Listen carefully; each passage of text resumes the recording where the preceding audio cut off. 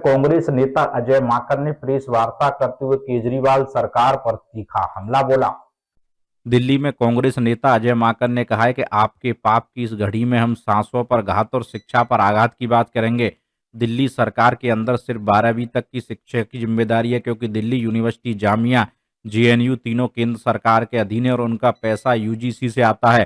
कांग्रेस के कार्यकाल में 12वीं के छात्रों की संख्या लगातार बढ़ रही थी, लेकिन आप सरकार में बच्चों की संख्या में लगातार गिरावट आ रही है। इस साल दिल्ली की जनसंख्या बढ़ रही है, लेकिन 12वीं में पास होने वाले बच्चों की संख्या कम हो रही है।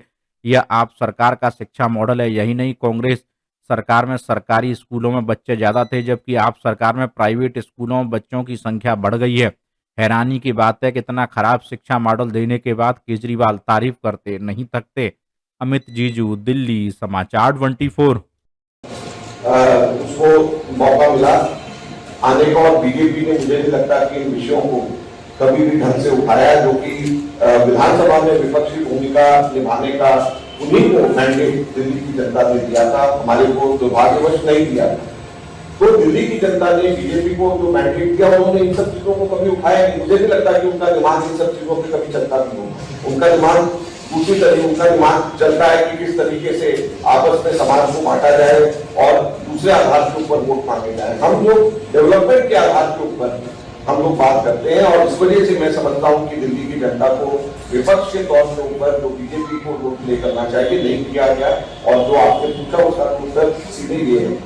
दूसरा, उसका इम्पैक्ट कितना पड़ता है, मैंने अभी जैसे इसमें बताया, टेरी की रिपोर्ट है जो बीआरएस लेजिस्लेटिव ने सामने करी, दोनों चीजें मिली हुई। आप सब लोग जो पुराने लोग हैं, आप सब लोग जानते होंगे, लेकिन मैं फिर दोहराना चाहता हूं, दिल्ली के अंदर मैंने परिवहन मंत्रालय का विभाग संभाला, मैंने दिल्ली सरकार में पावर का बिजली विभाग और पर्यटन तीनों विभाग मैंने संभाले, और केंद्र सरकार में मैं अर्बन डेवलपमेंट मिनिस्टर कैबिनेट के अंदर मैं रहा। तो ये सारे के सारे विषय वो विषय हैं जिनके बारे में मैं आपसे चर्चा कर रहा हूं, जिनको मैंने खुद बतौर मंत्री मैंने हैंडल किया है, बतौर कैबिनेट सदस्य मैंने हैंडल किया है। तो इसके जो आंकड़े मैं आप लोगों को बताऊंगा वो सारे के सारे आंकड़े ऑथेंटिक हैं। लेकिन उससे पहले मैं कुछ पंक्तियां हमेशा की तरह आप लोगों के बीच में पढ़ करके बताना चाहता हूं। सांसों पर घात, शिक्षा पर आघात, ये आज के हमारे प्रेस कॉन्फ्रेंस का मुख्य मुद्दा है। सांसों पर घात, शिक्षा पर आघात। हम आमतौर पर लोगों का हाल पूछते हैं तो पूछते हैं कि आपका स्वास्थ्य कैसा है।